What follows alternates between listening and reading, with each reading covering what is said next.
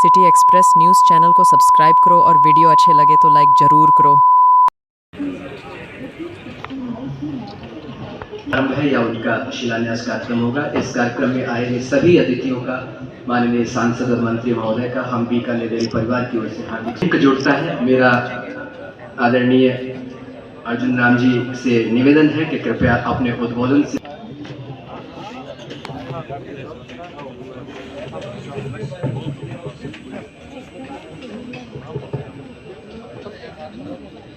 समझिए कृष्णलाल जी थे भी तो रेलवे का ही काम अभी किया गया ऊपर रहने वाला है। मैं समझता हूँ 471 करोड़ की लागत से बीकानेर रेलवे स्टेशन का रीडेवलपमेंट प्लान बना है। 471 करोड़ ही 471 करोड़, ये छोटी राशि नहीं है। इसके लिए हमें प्रधानमंत्री नरेंद्र मोदी जी का और रेल मंत्री अश्विनी वैष्णव जी का जोरदार तालियों से स्वागत करना है। 471 करोड़ की लागत से इस ही देखते ये प्रोजेक्ट जमीन पर दिखने लगा। 2014 से 2024 के इन 10 वर्षों में देखिए, वो भी 10 वर्ष थे, ये भी 10 वर्ष। इन 10 वर्षों में प्रधानमंत्री श्री नरेंद्र मोदी जी ने, फर्क साफ है, 2004 से 2014 0 किलोमीटर, 0 किलोमीटर। आज प्रतिदिन 300 से अधिक गाड़ियां इस फ्रेट कॉरिडोर पे चल रही है और उसका लाभ पूरे देश को मिल रहा है। उत्तर भारत के सभी राज्य, चाहे पंजाब हो, हरियाणा हो, उत्तर प्रदेश हो, उत्तराखंड हो, इन सब को आज, राजस्थान हो, इन सब को आज विकसित भारत की कल्पना में टेक्नोलॉजी का बड़ा महत्व है। मैं दूसरा उदाहरण दूंगा, dedicated freight corridor, seamless connectivity मिली है। विकसित भारत की कल्पना में टेक्नोलॉजी का बड़ा महत्व है। मैं दूसरा उदाहरण दूंगा, डेडिकेटेड फ्रेट कॉरिडोर के इस ऑपरेशन कंट्रोल सेंटर में आधुनिक टेक्नोलॉजी का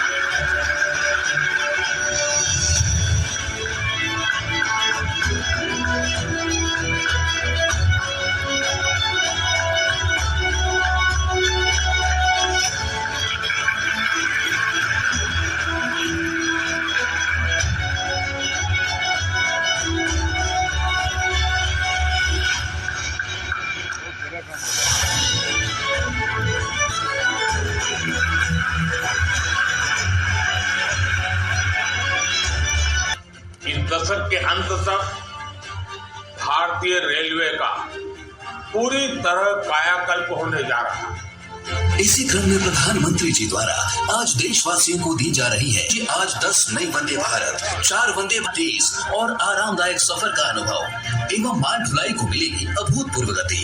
माननीय प्रधानमंत्री जी होलवट सेक्शन और न्यू खुर्जा सानेहवाल सेक्शन साथ ही कर रहे हैं वेस्टर्न डेडिकेटेड फ्रेट कॉरिडोर के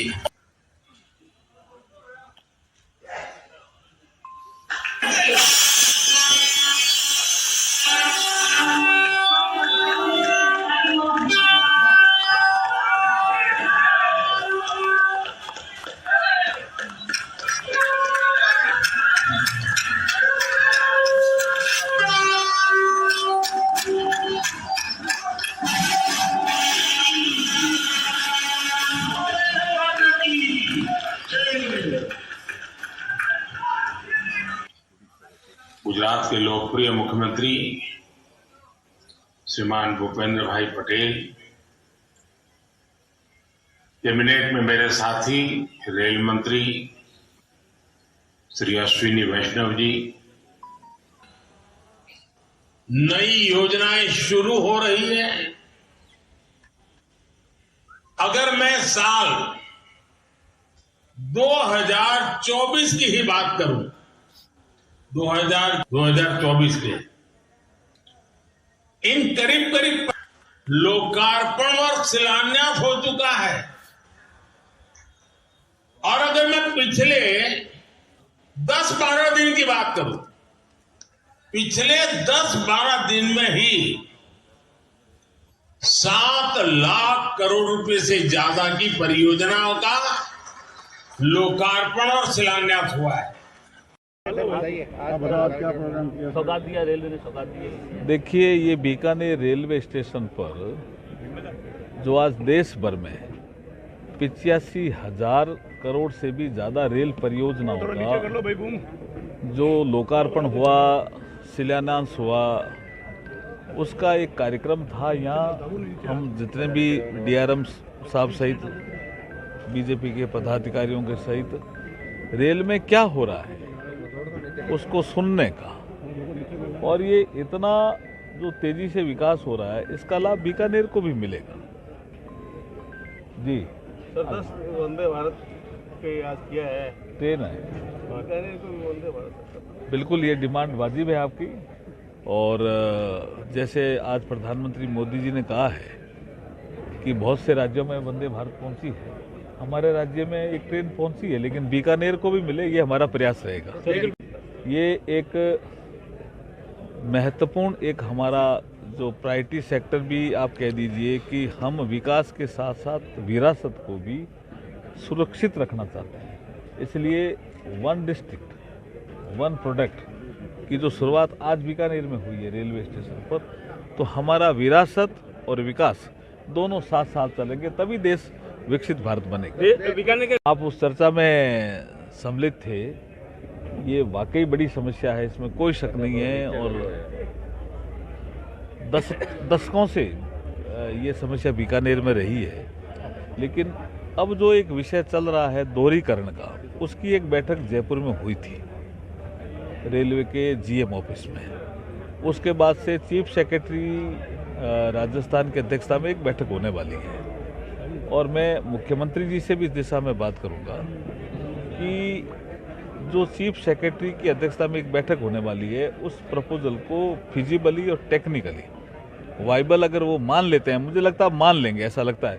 थोड़ी तकलीफ है, कुछ लोग जो आसपास रहते हैं बीकानेर और लालगढ़ रेलवे स्टेशन के आसपास, उनसे कंसल्टेशन प्रोसेस भी चल रहा, वार्ता भी, वो क्या चाहते हैं। और मुझे लगता है कि जैसे ही वो दोहरीकरण की समस्या का हल निकलता है, तो साथ में हमारे आरओबी और आरयूबी बनने की जगह निकलती है, तो ये दोनों फाटकों की समस्या का समाधान होता है, ऐसा मैं मानता हूँ। देखिए, नागरिकता संशोधन अधिनियम ये पास तो संसद से पहले ही हो गया था, कल उनके रूल्स के नोटिफिकेशन जारी हुआ है, और इससे